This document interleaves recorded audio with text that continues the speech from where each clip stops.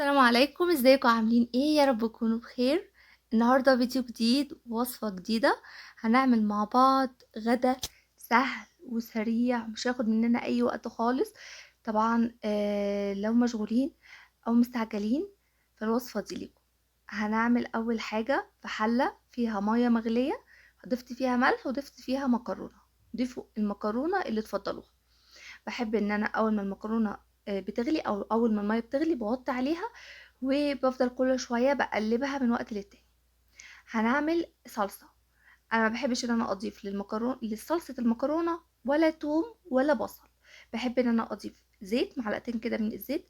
بضيف معلقه من الصلصه لو الطماطم بتاعتك محتاجاها. بقلبها تقليبه وبعدين بضيف الطماطم. الطماطم دي كنت مفرزاها في القناه. بضيف عليها فلفل اسمر وكمون ومكعب من مرقة الدجاج، وبقلبها وبغطيها لحد ما تتسبك. هنعمل مع بعض السجق اللي هو البلدي او السجق الشرقي. هنعمله احلى كمان من اللي بناكله في عربيات اللي بتبيع الحاجات دي بره في الشارع. وكمان احلى من اللي بيبقى في المطاعم. طعمه هيبقى حلوة قوي، وطريقته كمان سريعة وبسيطة جدا، ما فيهاش بقى اي افتكاسات خالص. هنعمل بقى اول حاجة، هقطع بصل معايا كده، بصلة كبيرة هبتدي ان انا اقطعها لشرايح. احنا هنجهز الحاجات او الخضار اللي احنا هنستعمله مع السجق ده في الاول كده، علشان تسهل علينا واحنا بنعمل الاكلة بتاعتنا ان كل حاجة تكون متقطعة معانا. هقطع كمان فلفل اخضر. ممكن تضيفوا فلفل حار لو انتوا بتحبوا الاكل سبايسي. ضفت كمان فلفل احمر وفلفل اصفر. ممكن تضيفوا فلفل اخضر بس لو مش متوافر عندكم فلفل الوان. ضفت كده او قطعت الفلفل ده لمكعبات كده، مش صغيره قوي، مكعبات وسط. وكمان قطعت طماطمايه كده كبيره. يعني هبشر او اقطع فصين من الثوم، هبتدي ان انا ابشرهم كده. وخلاص كده ده الخضار اللي احنا هنستعمله في الوصفه بتاعتنا. هنبتدي ان احنا السجق بقى طبعا بيبقى موجود عند اي جزار طبعا. فهنبتدي ان احنا يعني نفك كده بيبقى مربوط كده بخيط. هنبتدي ان احنا نفك كده كل الخيط اللي انتوا شايفينه ده. بجهز بقى بعد ما بفكه كده، بجهز حلة او طاسة. بسخنها كويس جدا جدا على النار، لازم تسخن كويس جدا. وبعدين هبتدي ان انا انزل عليها السجق ده من غير ما اضيف عليه اي دهون خالص. في الاخر لو لقيناه ان هو محتاج ان احنا نضيف له دهون، يعني زيت مثلا، هنضيف في الاخر. فعلى طاسة كده تسخن كويس قوي، هبتدي ان انا انزل عليها السجق. ويفضل ان انا ما اقطعهوش كده لقطع يعني في الاول، علشان ما يفرولش معانا ويتهري. فاسيبه سليم زي ما هو لحد ما يستوي. عايزين تقطعوه براحتكم يعني في الاخر، بس انا سبته سليم زي ما هو. افضل اقلب فيه من كل وقت للتاني كده لحد ما اتاكد ان هو خد لون من الجهتين، وكمان استوى حوالي 3/4 سوا. فهبتدي ان انا اشيله كده من الطاسه كده في طبق خارجي لحد ما اكمل باقي الحاجات اللي احنا هنستعملها. ببتدي ان انا اضيف معلقه من الزيت، بس مش عارفه يعني ما جاتش في الفيديو. وهضيف كمان البصل. طبعا البصل هنا حجمه مضاف يعني، مالي كده الطاسه. فهبتدي ان انا اقلب فيه لحد ما حجمه ده يبتدي ان هو يقل للنص يعني. وكمان مش هياخد لون، مجرد ان هو هيدبل بس. بعد ما بيدبل كده او حجمه بيقل للنص زي ما انتوا شايفين، ببتدي ان انا انزل عليه الفلفل وبقلب كده حوالي دقيقة.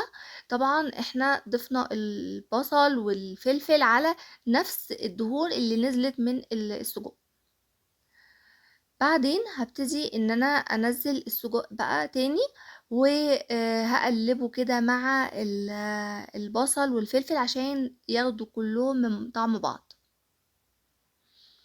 هبتدي بعد كده ان انا اضيف كمان هركن كده كل الخضار والسجق كده شوية على جنب، وهبتدي ان انا انزل التوم.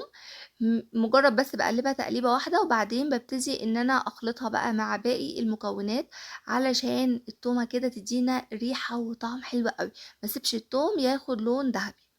هبتدي ان انا انزل الطماطمايه اللي احنا قطعناها في الاول لمكعبات كده صغيره. وهقلب تقليبة كمان. اي حاجة ببتدي ان انا اضيفها ببتدي ان انا اقلبها كده مع باقي المكونات. وبعدين هبتدي ان انا اضيف معلقة صغيرة من صلصة الطماطم، وطبعا اختياري، لو مش حابين تضيفوها عادي خالص ممكن تستغنوا عنها، بس هتدي يعني طعم واضافة حلوة جدا جدا للسجق ده.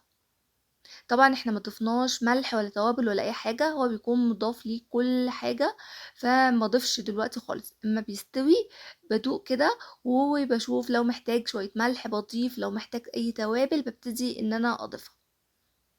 هقلب بقى الصلصة كده، ضفت معلقة صغيرة من صلصة الطماطم وهقلبها، وهغطي على الطاسة دي وهسيبها على نار هادية لمدة 5 دقايق تكمل سواها، والخضار يكون استوى كمان، والسجق كمان يكون كمل سواه.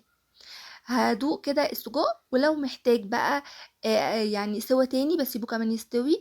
انا لقيته محتاج ملح وتوابل، ضفت كده رشة بسيطة خالص من الملح، رشة بسيطة خالص من الكزبرة الجافة، ومن البابريكا، فلفل اسمر وكمون.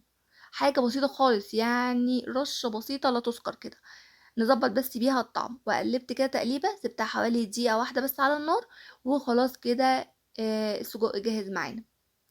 هنكمل بقى المكرونه اللي احنا نسيناها يعني. الصلصه اتسبكت زي ما انتم شايفين، يعني تقلت كده معانا، وبنعرف ازاي الدهون بتاعتها بتترك كده على وش الصلصه. ببتدي ان انا انزل المكرونه، بنزل جزء يعني شويه بشويه لحد ما اتاكد ان خلاص الصلصه مش محتاجه اي مكرونه تاني. يعني بلاقي كده ان المكرونه لونها حلو وانا راضيه عنه، يعني مش لونها ابيض.